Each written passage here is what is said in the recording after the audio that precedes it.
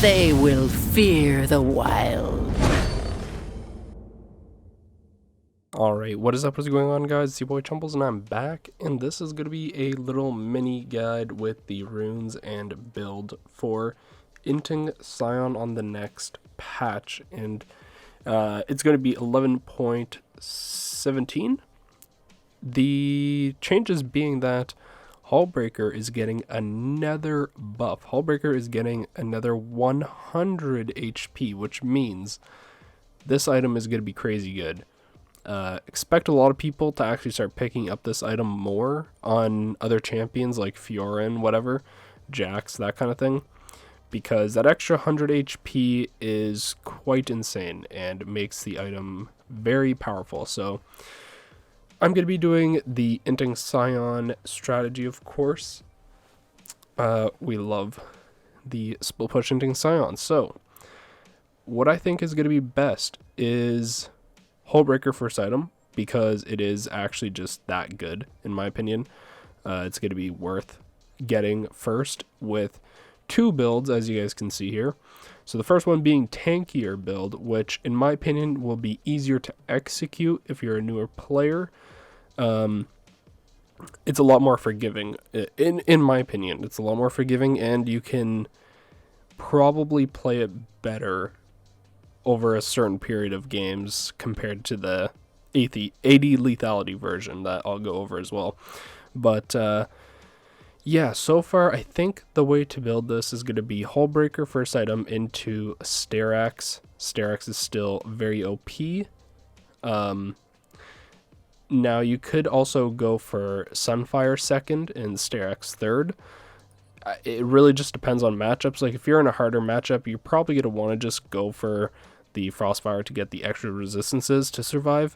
If you're in a matchup where you're more than likely just going to go like 50-50 kind of thing, then Sterak's is probably good enough to take. And so vice versa, of course. After that, grab Titanic Hydra, because the cleave damage on towers is going to be nuts with your build.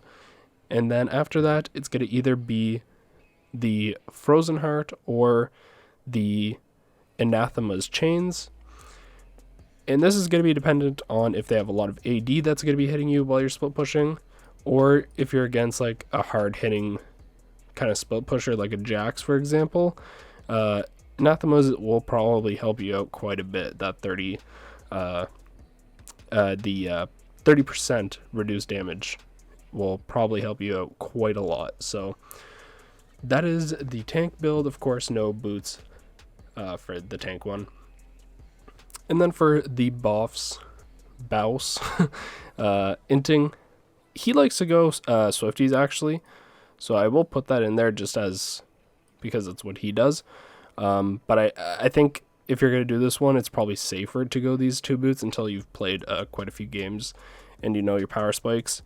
So again, HULLBREAKER first, into Prowler's Claw, into Youmuu's, because next patch Youmuu's is getting quite a nice buff, and in my opinion you'll start seeing him use Youmuu's over the Serpent's Fang, which is why it's at the bottom. And after that you're going to go into Seralda's Grudge, into either Serpent's Fang or Edge of Night. So again, it's just going to be dependent. Like obviously you're not going to grab this if they have zero shielding, like that'd just be bad. It'd just not be an item basically on your champion. And of course Edge of Night is just good, like it's just helpful. It's a helpful tool. It's not like OP for damage wise, but it provides quite a bit. So in my opinion, that is going to be the two best split pushing builds you're going to have on Sion. And now let's get on to the runes. So for the Bouse rune page, he likes to go Phase Rush, Mana Flow Band, Transcendence, Gathering into Demolish, Conditioning, 10% attack speed, Adaptive, and Defense. So this is going to be the Armor Pen split pushing build that we went over, the second one. So they do differ a bit, because obviously you're not going to be like so tanky where you're going to get a bunch of auto attacks off, which will be the more tank one that I suggest for you guys that's more safe. And these are the runes for that one, which would be Grasp of the Undying, because again, we are going to actually be auto-attacking, and we'll get quite a few stacks, which is quite helpful because we'll actually be able to get more HP. Demolish, of course, Conditioning. Again, these are the two standard that you're going to take regardless. Overgrowth gives you that HP. Again, all just super helpful. Transcendence and Gathering. So these two are clearly so good that Transcendence, Gathering, Demolish, and Conditioning are the basically 4 runes that you take no matter which page you're going to go. And you can go for attack speed, adaptive, and armor, or you could actually just go for double adaptive. It doesn't really matter too much with this build because you're not going to build enough like straight flat damage where the attack speed will help you, whereas like with the armor pen build, it's going to actually be better because if you are hitting them, you're going to have more auto attacks for the crazy amount of AD and pen you're going to have to hit them down with. So that is the mini guide for 11.17. Hopefully you guys enjoyed. If you guys want more of these small mini guides that are short and quick, then please let me know. And once these changes come out, Jesus, that was not English, I will be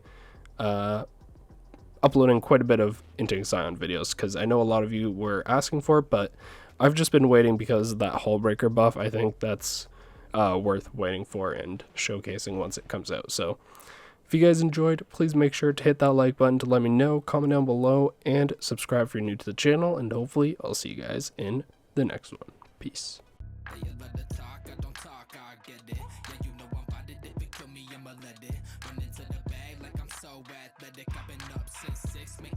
Like tennis, I've been on fire, I just need my credit. Wanna go far, need to change my settings. Reaching for the stars so my feet touch heaven. Haven't had first, bitch, already want seconds. Wanna be on top, popping off like a fofo. Life been going fast, I've been trying not to go slow. I just hit the gas, now I'm faded, going slow-mo. You think you gon' pass, but you tripping, that's a no-go.